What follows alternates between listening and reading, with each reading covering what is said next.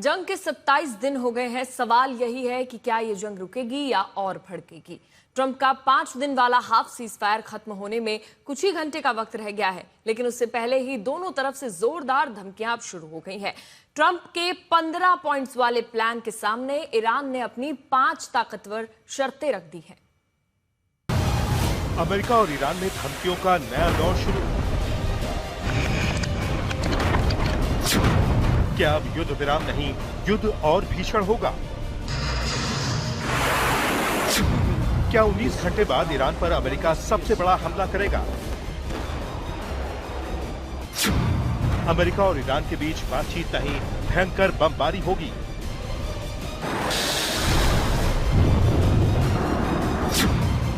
Trump का नया ultimatum, Iran ने भी सिर पर बांध लिया कफन।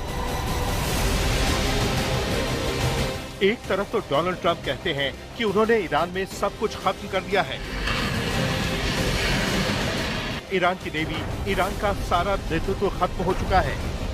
ट्रंप के हिसाब से ईरान में अब कुछ नहीं बचा है और 5 दिन में जंग खत्म करने की बात कहते हैं।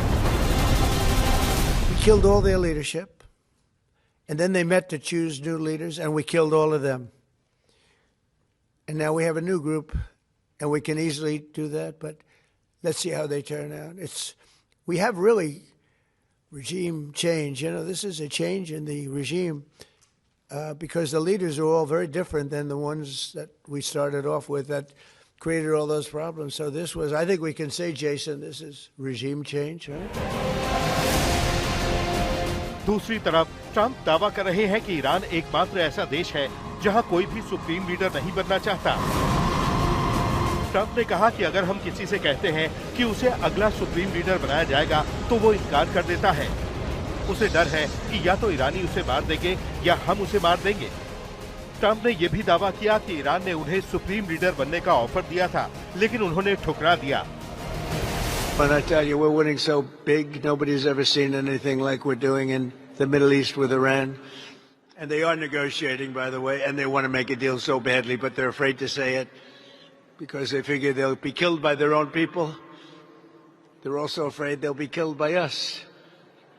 There's never been a head of a country that wanted that job less than being the head of Iran. I don't want it.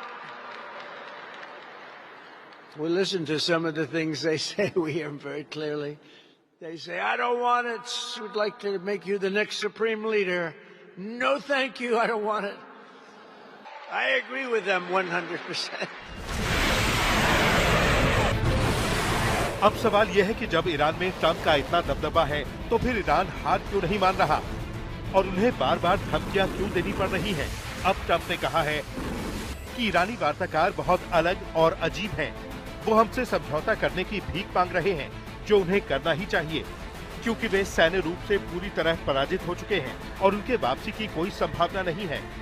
फिर भी वो सार्वजनिक रूप से कह रहे हैं कि वो केवल हमारे प्रस्ताव पर विचार कर रहे हैं। गलत। उन्हें जल्द ही गंभीरता दिखानी चाहिए, इससे पहले कि बहुत देर हो जाए, क्योंकि एक बार ऐसा हो गया तो फिर पीछे मुड़ना संभव नहीं होगा और परिणाम अच्छे नहीं होंगे। ट्रंप भले ही जो भी दावा करें, लेकिन ईरान ने साफ लफ्जों में कह दिया है कि उनकी अमेरिका के साथ युद्ध विराम को लेकर किसी भी तरह की बातचीत नहीं हो रही है। Hello, Iran. This is President Trump. Hello, Mr. Trump. और तो और ईरान समर्थक सोशल मीडिया हैंडल समेत दुनिया के तमाम सोशल मीडिया यूजर्स ट्रंप का मजाक उड़ा रहे हैं। सिर्फ इसलिए नहीं कि ट्रंप इस तरह खुद से बात करके ईरान युद्ध रोकने की बातचीत कर रहे हैं। अब सवाल ये है कि झूठ कौन बोल रहा है, अमेरिका या ईरान? सवाल ये भी है कि जब अमेरिका ने ईरान में सब कुछ नेस्त नाबूद कर दिया है, तो फिर डोनाल्ड ट्रंप नाटो को क्यों कोस रहे हैं? सवाल ये भी है कि क्या ईरान अमेरिका से अकेले नहीं संभल रहा है? ट्रंप ने सोशल मीडिया पर लिखे पोस्ट में कहा कि नाटो देशों ने उस पागल देश ईरान के खिलाफ मदद के लिए कुछ भी नहीं किया। अमेरिका को नाटो से किसी चीज की जरूरत नहीं है, लेकिन इस समय को कभी मत भूलिए।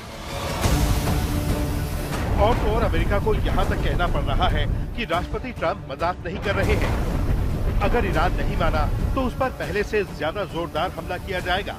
व्हाइट हाउस की प्रवक्ता कैरोलिन लेविट ने कहा है कि ट्रंप सिर्फ धमकी नहीं देते, तबाही भी मचा देंगे।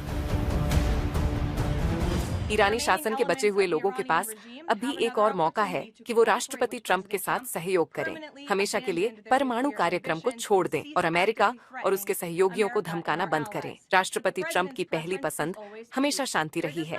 अब और मौत और तबाही की जरूरत नहीं है। अगर ईरान इस स्थिति को नहीं समझता और ये नहीं मानता कि वो सैन्य रूप से हार चुका है और आगे भी हारता रहेगा, तो राष्ट्रपति ट्रंप उसे पहले से भी ज्यादा कड़ा जवाब देंगे।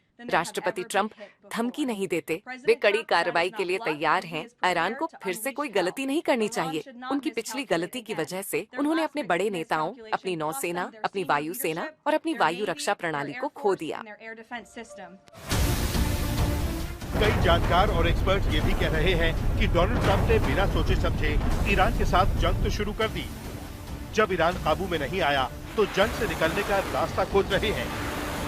और ईरान है कि अमेरिका के युद्ध विराम वाले प्रस्ताव को नकार कर ठुकरा कर खारिज कर रहा है। साथ ही ईरान ने ये भी कहा है कि वो डोनाल्ड ट्रंप की शर्तों पर जंग खत्म नहीं करेगा।